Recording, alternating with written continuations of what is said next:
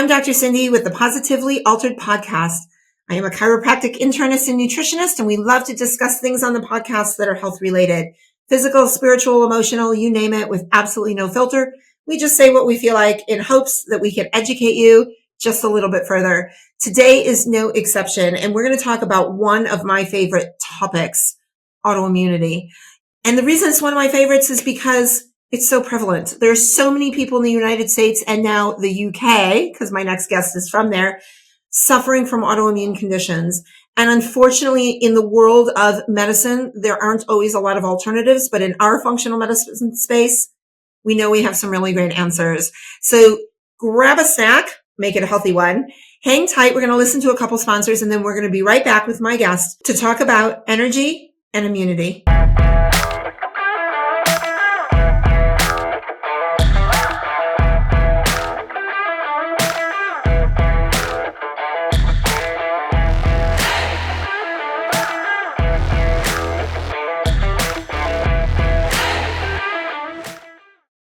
Hello, my name is Heather Lord, and I am the COO of Professional Health Products.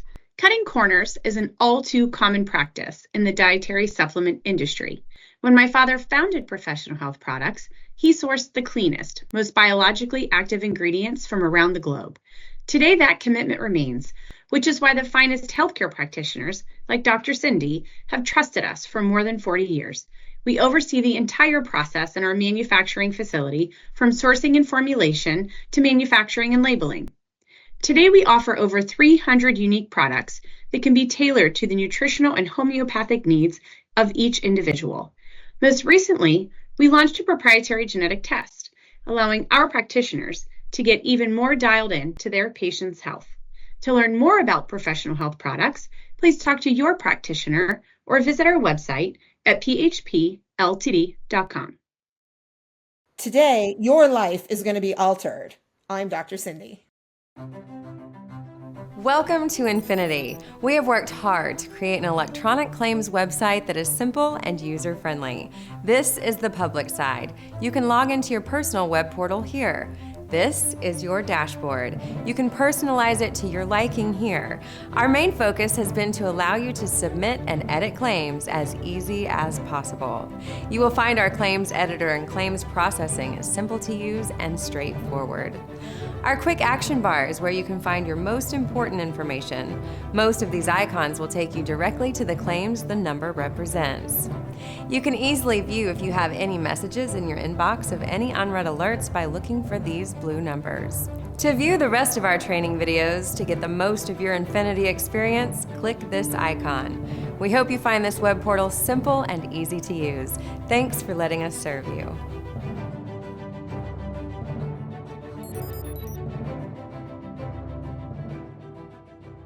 I'm Dr. Cindy. Who wouldn't want to join me for the Positively Altered podcast?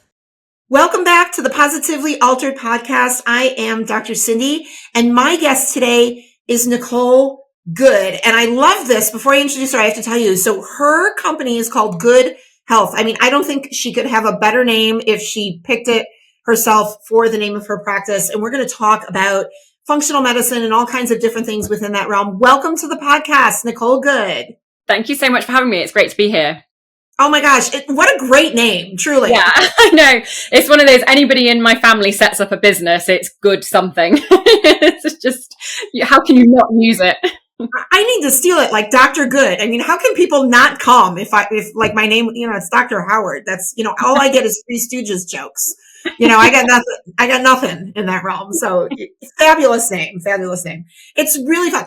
Here's where I want to start, right? You've written an awesome book called Supercharge Your Energy, Strengthen Your Immunity. And I want to hit on those two things today because I think they're fascinating that they're in the title of your book. Let's go immunity first, right? Because we hear about the immune system. People are like, I want to strengthen my immune system. What does that really mean to strengthen your immune system? Yeah. So I think this is something that I touch on in the book. And so the book's called, like you said, Optimal Use, Supercharge Your Energy, Strengthen Your Immunity. And for me, so my work, I'm a certified functional medicine practitioner, and my work really started in autoimmune disease. And it started there because that's what I have. So it's a personal journey. I've been on the patient side of things, and now on the practitioner side of things. And for me, the two things that we always see are low energy and low immunity. But there's two different ways of looking. If we start with the immunity picture, like you said, there's two different ways of looking at that immune picture. When I think most people, when we say immunity or immune system, people think automatically of, am I getting sick? So, do I feel ill? Am I getting a cold? Have I got a virus? And I think that's what people sort of think, like, oh, I need an immune system to stop me from picking up a virus, from getting a cold. And in the book, I talk about actually how we should talk about it is immune resilience. And I think this terminology is really important to me as a message to get out there to people, because actually it's the loss of immune resilience, by which we mean how much can your immune system cope with before it is overwhelmed. And that is really important, because wherever that barrier is for you, and that is different, that tolerance level is different for everybody, that is where you will become really sick. And I don't just mean a virus whereby, you'll have it for a week and you'll feel better. We're talking about chronic illnesses, autoimmune diseases, or burnout. And I think that's really a really important concept that people really understand, is that there is a difference between immunity and immune resilience. So when I was looking at the title of the book, we used immunity because it's the word that most people understand. But in the book, when we talk about it and I'm introducing the concept of the immune system, that's when I start sort of, let's talk actually about immune resilience, because this is the thing that's really important. And if we lose that immune resilience, then we're going to get sick. And the energy takes a hit then as well. But it's the development of autoimmune diseases that is obviously the worst sort of outcome from that, or chronic illnesses, but things that we're going to live with for a long time. Right. So I think it's interesting, because I know as we walked through, the entire COVID experience many years ago, people were walking around saying, well, I need to do something so that I don't get COVID, right? We do get sick. We are exposed to things. I mean, I always joke, if you have an orifice and you have skin, you're always exposed, right? Yeah, so there's absolutely no way, no matter how great your immune system is, to prevent something coming in that wants to do damage. Yeah. Right. And I always say, I think one of my most popular posts that I ever put out on social media just said on the front, don't blame the kids for making you sick. And there is that argument of, okay, if you've got good immunity and you're looking after yourself, you shouldn't pick everything up that your kids bring home from school, because you should have resilience to some of those. You should have some immunity to some of those because you've come into contact with them before. But you only build that immunity if you've come into contact with things before. So you've got to have got sick. And we're human. We come up against bacteria and toxins and viruses every single day. We can't get away from that. It's not about avoiding everything. It's not about never being sick. And I think as well, when, as practitioners or, nutritional therapists, and as we put things out on social media, if we put up that we're sick, I think people are almost like, you get ill?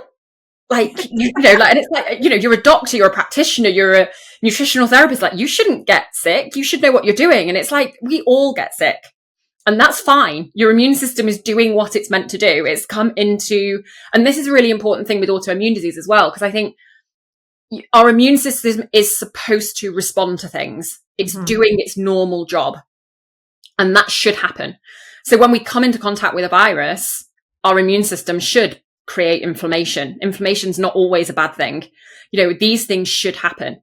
It's when we lose that resilience and we get chronic drivers that mean that inflammation is becoming chronic and that immune system is constantly switched on. That's when it's a problem. But we all get sick. We all come into contact with things. So other than getting sick a lot, let's say, what are some other signs that people can recognize that their resilience is low? Yeah, so I think the first thing is, I would say, is low energy. Not necessarily, we often talk about it as fatigue. And I think if you say fatigue, people think like a chronic fatigue syndrome.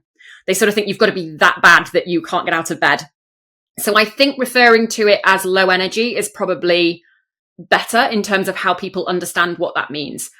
And that might just be that you just don't feel like you've quite got the ability to do everything that you used to do. Or you get tired maybe around 3:00 in the afternoon, you've got that sort of slump a little bit more. Or you just wake up and you're just not feeling refreshed. So you've had a good night's sleep, but actually you just wake up, you still feel a little bit sluggish and groggy and not quite ready to take on the day. And I'm sure we've all experienced that at some point.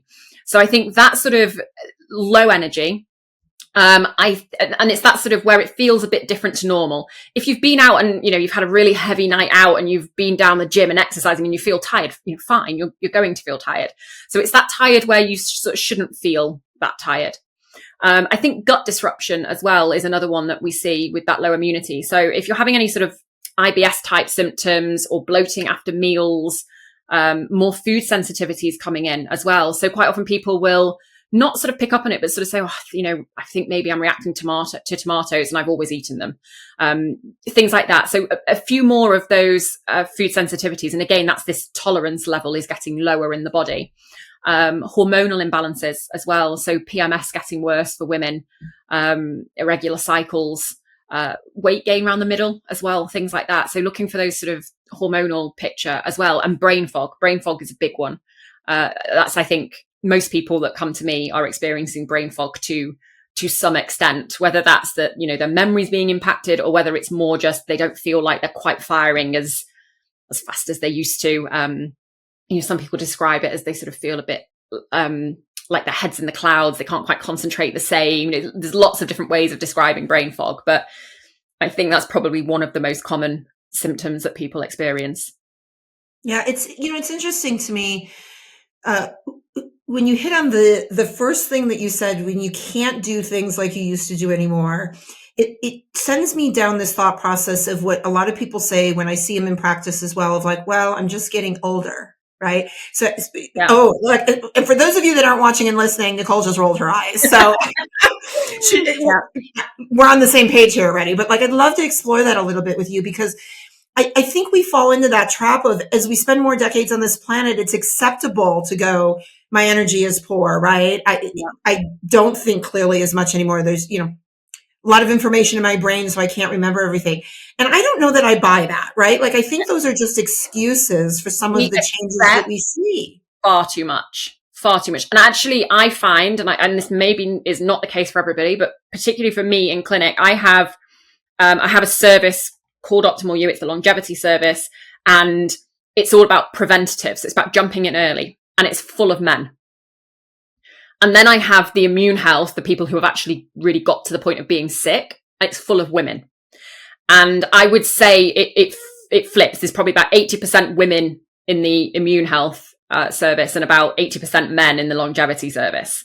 And women, I think, put things, and I do think there's an element of it's down to hormones, because I think women are much more likely to make an excuse of, it's time of the month, or it's I'm reaching perimenopause, so we have lots of hormonal time periods in our life where we can blame things on. I think women also have this caring attitude of we're caring for everybody else. And I think as much as, and I know this is probably a little bit controversial in this day and age, but as much as we sort of say, men and women are equal and everything like this, the women still generally do a little bit more around the house, do a little bit more with the kids, are also working and doing everything else that the men were doing that women didn't used to do. And that's a great thing. I'm not saying that that's a bad thing, but I think we just have, as women, we do have this thing of just push through, keep going, put everybody else first, and leave ourselves on the sort of back burner. And I do think that age thing is one of those excuses. I think age, busy, I'm just a bit stressed. It's I'm just tired because I've got kids. I think all of those things become excuses. And because we're all doing that in a very modern kind of chaotic world that we live in, I think we see it as normal. And it's not normal. I agree. And we need to start using the word common, not normal, right? Yeah, it's common. Absolutely. We see it, but there's nothing normal. And it's interesting because I don't think it's an equality issue. And I agree. It's somewhat, we might upset a few people by the things we say, and that's okay because we have no filter here on the podcast, but I don't think it's an equality issue, right? I think it's how we're actually wired. Men and women are just wired differently. You know, so that nurturing, taking care of versus pounding our chest, killing food, to eat. I do. And I think, and we forget that the world around us has changed dramatically even in, compared to our parents or our grandparents, which is not that far back, but genetically our bodies and how they are wired has not really changed that much since we were cavemen. Right. So there's a huge difference there between society and genetics, and how fast both of those things move. And there's no getting away from the fact that society moves thousands of times faster than our genetics do, and we can't get away from that. But I do think, I think there is an element of that nurture sort of picture that women do naturally have, or most women naturally have. And like I said, we can't be general. There are always exceptions to the rule, but it is something that I do see as a common pattern. And men will come into clinic and quite often will say, well, I've got a bit of brain fog and I need to be able to be firing. I've got to perform well at work. And they're really adamant that is what they're doing it for. They have to perform well. Whereas women will come in and say, well, I've got brain fog, but it's fine. I'll deal with it. And so it's just the attitude of how it's dealt with is very different. Yeah, it's very interesting. Walk me down. I'm curious. So the men that come into the clinic on this longevity path, what does that mean? What makes up the longevity work that you do for men? Yeah. So I think, we're saying for men, I would love it to be for everyone. I want women to do this more. I think one of the big things that functional medicine is so good for is preventative medicine. And the earlier that we can jump in with things, the better. So quite often people who are coming into that longevity sort of picture, they're coming in and they're saying, I don't quite feel like I've got the energy I used to. I've maybe got a bit of brain fog. I'm maybe getting a bit of joint pain. And they are the people that are not willing to accept that. And that is the way we should be. We shouldn't accept it, as we've, already sort of discussed. So that's that longevity picture. It is about protecting your health, preventing, particularly with things like autoimmune disease. We forget so I do autoantibody testing, which is around sort of the whole body. And actually we do that over in America. We send samples from the UK over to America because you guys are way ahead of us on this. But we do autoantibody testing, and these autoantibodies will come up years, if not decades, before you would get diagnosed with an autoimmune disease. So before you would tick all the boxes of having a disease state in conventional medicine. And if we can find these things and rebalance that immune system, the aim is you never get the autoimmune disease, or at the very least you push it back. So you don't get it at 40, you get it at 70. And I'd much rather start with something at that age than I would at 40 and have, 30 extra years for it to get worse and worse and worse. So it's that sort of prevention and protecting your health and doing as much as possible as you can to say, actually, I'm not going to accept these symptoms and I'm going to do something to protect my health and age well. I think, we all, like you said, we are all living longer. We'll know we're getting older and we're going to live longer, and we all want to live that. Well, I always say there's no point in living longer if you're not living it healthy. We don't want to live. I think actually on the first page of the book, it says, which one would you choose? Do you want to be like 80, but live 80 years well? Or do you want to live to 120 and live 60 of those years ill? Nobody would choose to live to 120. Not one. I very much doubt one person would pick that. They're all going to pick 80 in good health. And that, I think, is really important. It's not just longevity.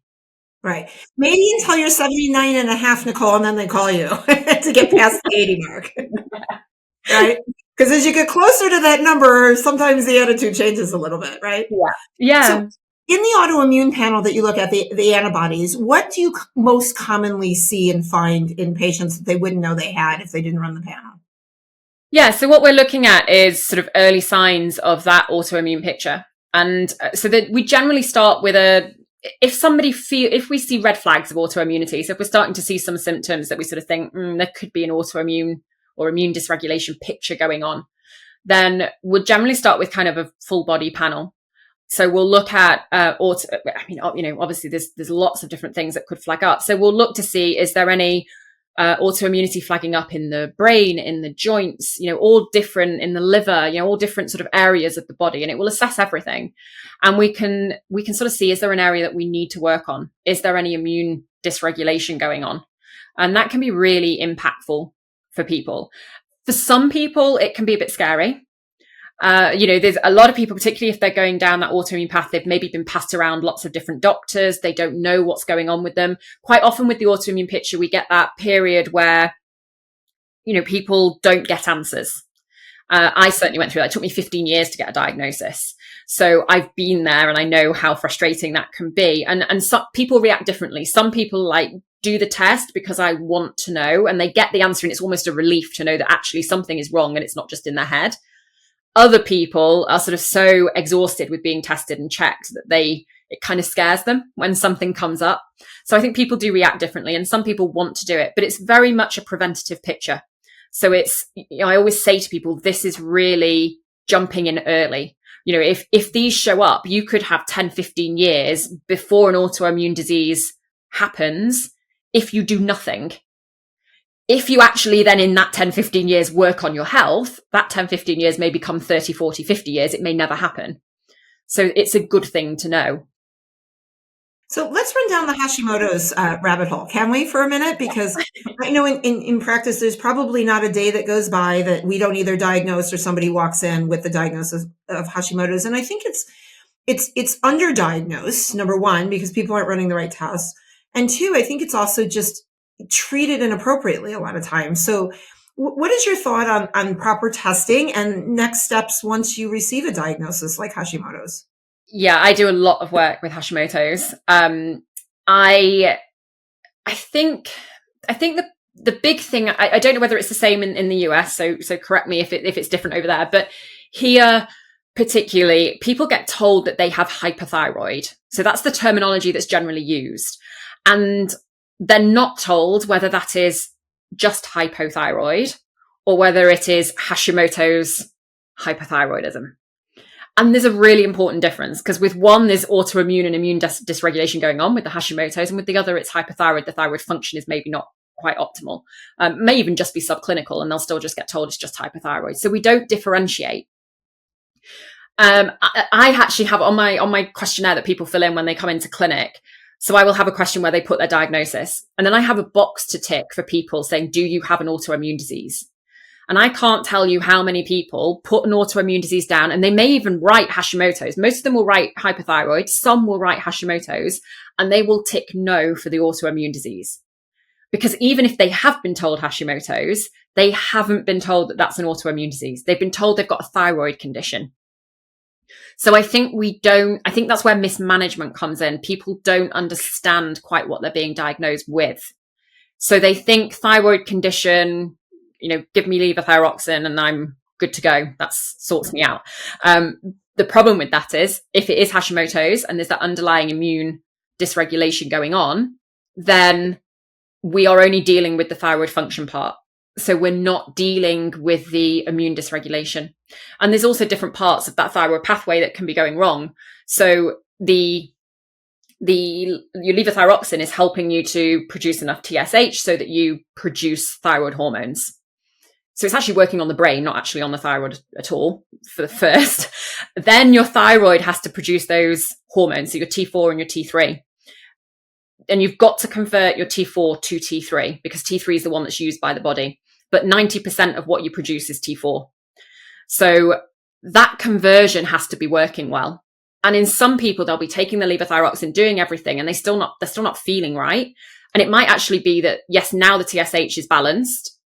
They're making hormones, but they're not converting the T4 hormone into T3. So that can be another area that's gone wrong. It could be then that the cells are not actually taking up the T3. So that's another area that can be going wrong.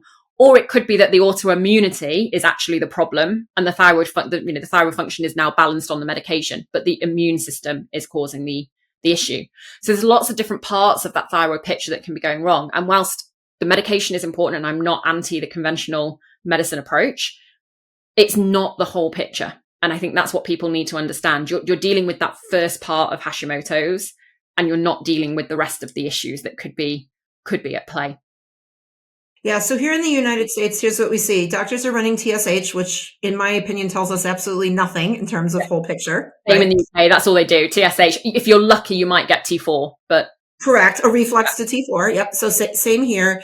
And what people, to your point, don't understand is we're really looking at pituitary function. We're not looking at thyroid function anyway, exactly. Right? Yeah.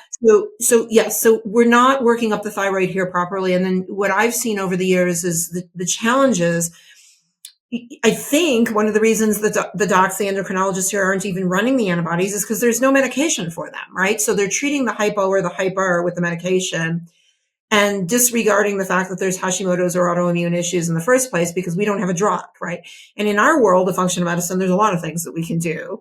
So we tend to run the full panel with, to your point, free total T4, T3, reverse T3 antibodies, right. And the list goes, it's a big panel, right? The list goes on because we do have some answers to work on the immune system to get it to behave properly. So I don't think it's any different, across the pond, as we say, right? I think it's the same challenges by you and by us that people are not getting worked up appropriately, and therefore they're being mistreated, mismanaged, misdiagnosed. And to your point, they don't even know they have an autoimmune problem. Yeah.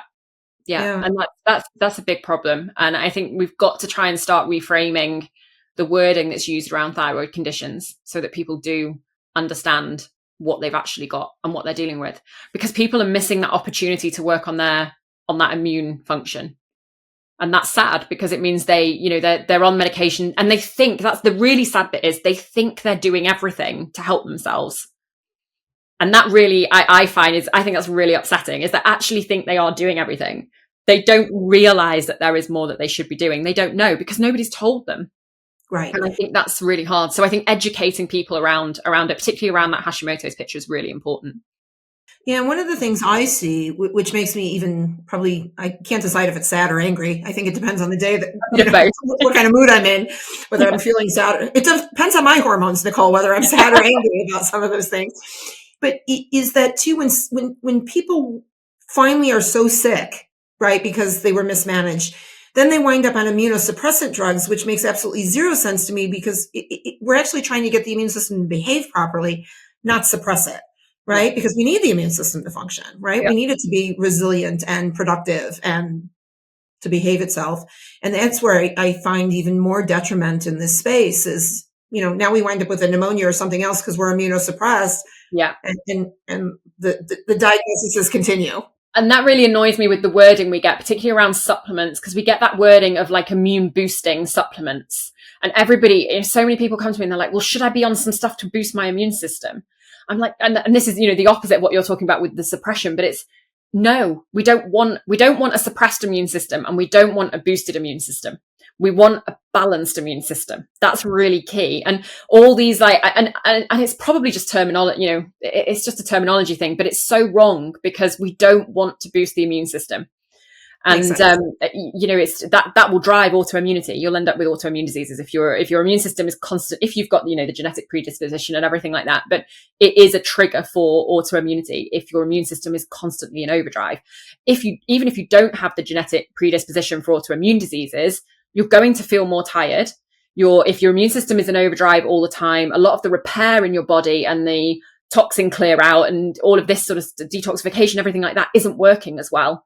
So your body's not going to be as healthy, even if you don't get an autoimmune disease. You're still going to get an impact from having an immune system in overdrive, in the same way that you will get get problems from having an immune system in suppression, because you'll get sick all the time. You'll end up in a hospital, like you said, with something like a pneumonia or something like that. And I think people have become more aware of that post-COVID as well. I think we're more of, people are more sort of on that, not wanting a suppressed immune system. But then everybody turned to immune boosting supplements and let's get the immune system going. And it's like, no, we just want balance. We just want calm and balance. It's so true. All right. So there are amazing specialists out there in the Hashimoto's world. Some of them go iodine. Everybody needs iodine. We're deficient in iodine, especially I'm in the Midwest in the United States, and we live in the, goiter belt we call it the goiter belt of the world, right? We're all deficient in iodine. And then you've got some that, don't touch iodine, no matter what you do, right? Don't touch the iodine if you have Hashimoto's. And I'm going to be real honest with you. I've seen it actually work for both in clinical practice. And depending on who you read and who you follow, you're getting completely different information. Do you have an opinion on iodine in general and even, with autoimmune? Yeah, I do. And again, this is, it's one of those controversial areas again. But I'm happy to go there. And this is another really important reason why you need to know if you're hypothyroid or Hashimoto's, because the iodine picture is very different. If you're, I say just hypothyroid, obviously, it's not great being hypothyroid, but, it's better than Hashimoto's. But the iodine picture is very different. If you're hypothyroid, yes, there's a lot of hypothyroidism that is caused by iodine deficiency. So people will see iodine deficiency, iodine supplementation helping. If you've got Hashimoto's, so Hashimoto's is not an iodine deficient disease. It's actually your follicular cells are actually being destroyed by those autoimmune processes. So it's entirely different to an iodine deficient thyroiditis. And iodine actually flares up, and there is lots of science around this. And a lot of people say to me, well, is it just because it's new science? It's not new science. This has been around. I think the earliest papers I found are like 1950s, 1960s. But we did, going back before that, so sort of going back to like the 1950s and before, they gave iodine because iodine is a nutrient that is needed for the thyroid. They know that. So let's give it the nutrients that it needs. So that was the theory. And in theory, at the time, with the knowledge that they had, but like I completely understand why that was done. But the Hashimoto's isn't an iodine deficient condition. And this is where it gets really difficult. And we do see people where they've got stubbornly high antibodies and they won't come down. And quite often, if you take iodine out, because loads of thyroid supplements as well, another thing, they've all got iodine in them. So people with Hashimoto's go out and they buy a thyroid supplement that says like, thyroid plus, like, let's take that supplement. I don't know if that is the name of a supplement. I'm just making this up, but we're not going to blame anyone. But they will take it, because it's going to support the thyroid. And quite often it will actually have iodine in it. And people with Hashimoto's shouldn't actually be on iodine. So I take those supplements out and we'll start to see those antibodies come down. Eating foods with iodine and generally is okay. So people will generally, because it's difficult to overdose on iodine from our diets. So generally that is kind of okay. But there is lots and lots of science around that shows that it can flare up the autoimmune processes in Hashimoto's. So I would never give iodine to somebody with Hashimoto's. I might to somebody with hypothyroidism. Mm-hmm. So for me, that's the difference. And that's the thing that another reason why people need to know if they are hypothyroid or Hashimoto's. It is relatively difficult, I think, to be iodine deficient these days as well. We don't need that much of it, mm-hmm. In the diet. But yeah, I think maybe in some hypothyroid cases, but certainly not in Hashimoto's. It's something that I'm quite passionate about. We don't give it to people with Hashimoto's. Yeah, it's interesting. We do a lot of iodine testing in the practice for that reason, because, that whole philosophy of more is better is not really more is better, right? If you've got adequate levels, there's no reason to supplement. If you're deficient, then it's a different conversation. And I think the difficult bit is as well, sometimes practitioners will give somebody with Hashimoto's iodine and they will initially feel better. Mm-hmm. So I think this as well is where people get confused. They sort of think, I take iodine, I feel better. And practitioners love it because they're getting an immediate win. Right. The person is coming back to them going, I feel so much better. You're amazing. For me, I don't care if the person thinks I'm amazing or not. I care about their long-term health and whether it's doing them any good or any damage. And, they might feel better initially, but the fact is over time, iodine supplementation will make that follicular cell destruction worse. Mm-hmm. So you'll probably find that on the iodine with Hashimoto's, they may have that initial upturn of feeling better, and then they will start gradually to feel worse. And actually the iodine will start doing them damage. Right. So is it worth it for that initial win? I don't think so. Probably not. I would rather protect the long-term health. And I'd rather somebody turn around to me and say, this has taken a while, but now I feel better, rather than, an immediate win of, I feel great because you gave me some iodine. Plus they're back anyway. And then you're back down to ground zero to start over. Yeah, exactly. Absolutely. Yeah. Absolutely. Okay. I'm going to ask you a very unfair question, right? Because we all know a proper history and exam and workup is really essential to answer the question I'm going to ask you, but I'm going to do it anyway. Okay. So for everybody out there who has been diagnosed with some sort of autoimmune condition and is struggling there, do you have 1, 2, or 3 favorite things that you can recommend people do just generally, whether it's a supplement, whether it's a lifestyle change? Like, where can they start even before they walk into a practitioner's office to help them?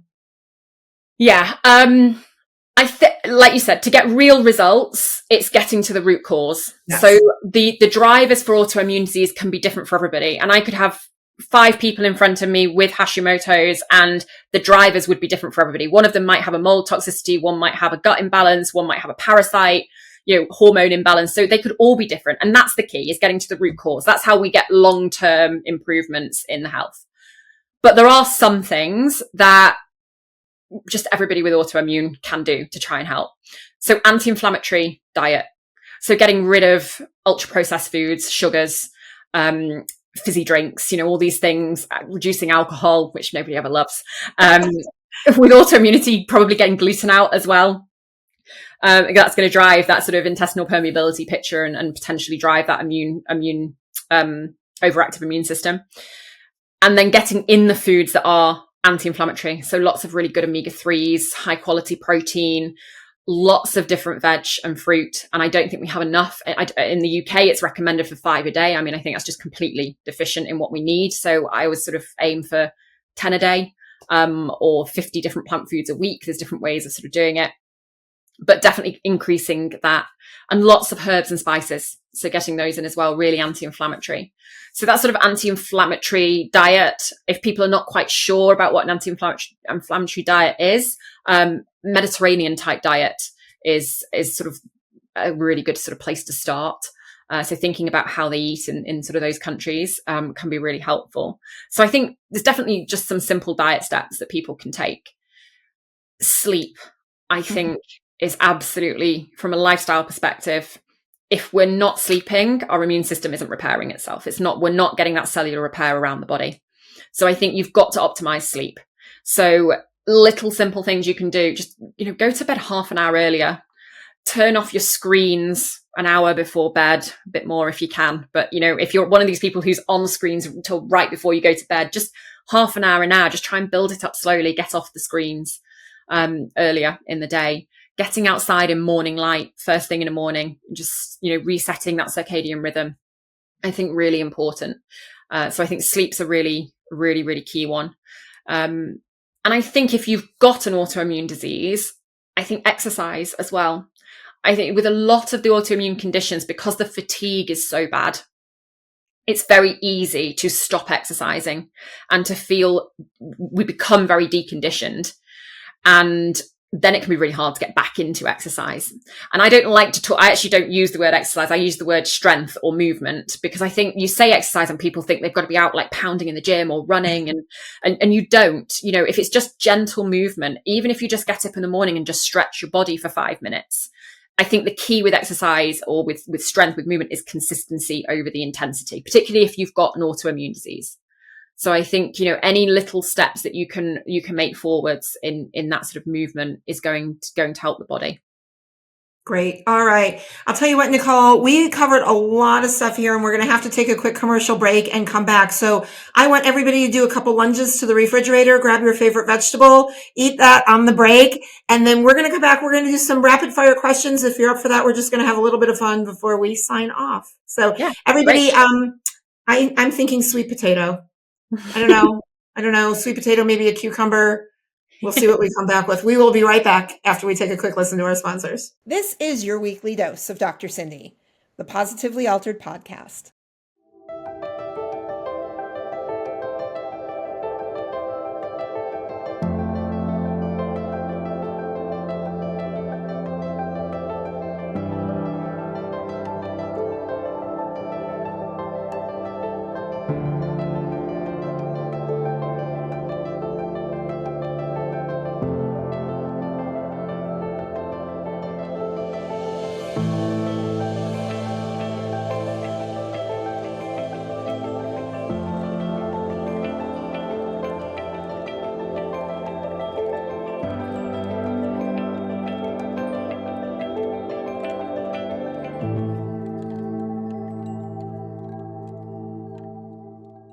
Stop. Hit that follow button now and spread the love with Positively Altered.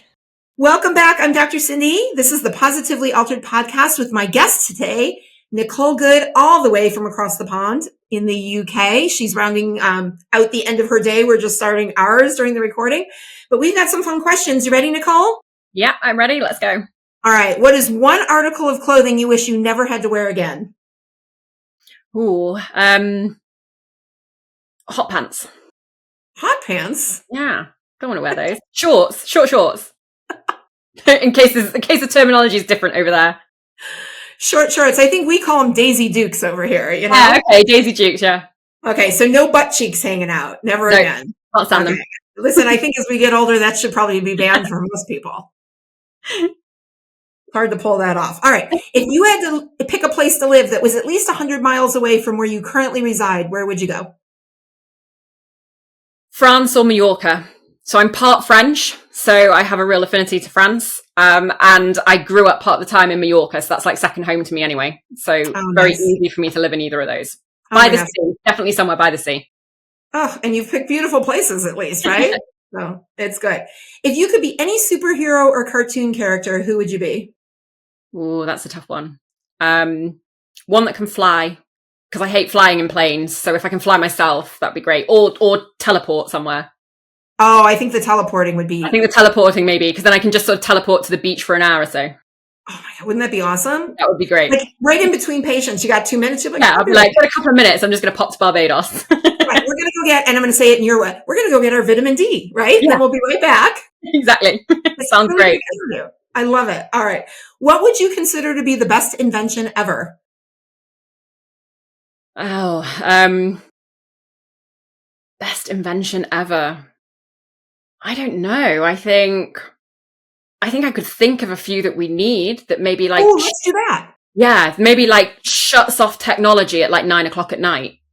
Just shuts everything down. So if somebody can invent something that does that, so that we go back to like not being contactable after 9 o'clock, and then it sort of switches back on maybe at like 8 o'clock in the morning. I think that would be a great invention. So, Nicole, I'm going to date myself here, okay? And I don't know how old you are, but I don't know if you remember. Do you remember when TVs actually did that and you just got the fuzzy screen? And even though it was still on, No. see, you're not old enough for that? No. Okay, so I'm sure there's somebody out there that's at least as old as I am or older. But yes, like if you woke up at 1 o'clock in the morning because you couldn't sleep and you turned on the television, it was just this fuzzy screen. There was really? There was That's no it. programming. That was the greatest invention. That was it. Right, so it's still on. I mean, technically you could turn the TV on, but there was nothing to watch. So you were sort of forced to go count sheep and get back to bed because, there was no real, what is it? The Housewives of the UK on at 3 o'clock in the morning as a rerun. You just couldn't watch it. Whatever that was the greatest invention. And I think we need to bring it back. I do not disagree with you. I think, yes, I'm on board for sure. All right. Dress shoes, gym shoes, or flip flops? Oh, dress shoes. I love heels. Yeah, I do love heels. Okay. All right. Well, see, you're not old enough to. Not great for the posture and everything like that, but yeah. I've started reformer Pilates and she's working on those hamstrings because they're a bit tight from all the high heels, but but I do love a good pair of shoes. Yeah, I'm going to make a mental note for us to do this again in 10 years and we'll see if you change your mind as you get older. Probably. You may be pulling out the gym shoes and the flip-flops. Yeah, probably. Yeah, there's no doubt.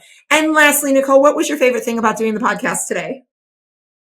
I think raising awareness for people. I think having conversations with people like you, just raising awareness, getting the messages out there. So, like we said, people get mismanaged because they don't know, they don't have that knowledge. So I think doing these things and being able to speak freely as well around maybe some controversial things and just get messages out there to people. I think that's really important. It's fantastic. So that being the case, how do people get the book, find you, work with you, know what you're up to? Yeah, so the book is available worldwide. It's on Amazon, which is probably the easiest place for everybody to go and get it. It's also in bookshops. So it's in bookshops over in the States as well as here. My website is goodhealth.uk. Good's got the E on the end. And contact me on social media. Always happy to chat to people. So I'm good_health on Instagram. Always happy to answer, be speaking in direct messages and things like that. People reach out all the time. This has been absolutely fantastic. Thank you so much for being here today, Nicole. If you want to learn more about what's going on in my world, please check me out at drscindyspeaks.com or shoot us an email. We'd love to hear from you at hello@drscindyspeaks. You can pick up my book, Positively Altered, Finding Happiness at the Bottom of a Chemo Bag. And Amazon is probably the best place to. And order both of them. Get Nicole's book and get my book. You can read hers first, use mine second. It's okay. But pick them up both. Pick them up both. That was a good way to make a recommendation, wasn't it? Pick them both up and give them a good read. You like that? How I threw that in, Nicole? Give it a good read and let us both know what you think. Today has been an absolute gift. I love educating as well. I think we put out some really great information. Make sure you all follow up if there's any concerns that anything we mentioned hit home. And then I also hope that just by listening to Nicole, you have been left positively altered.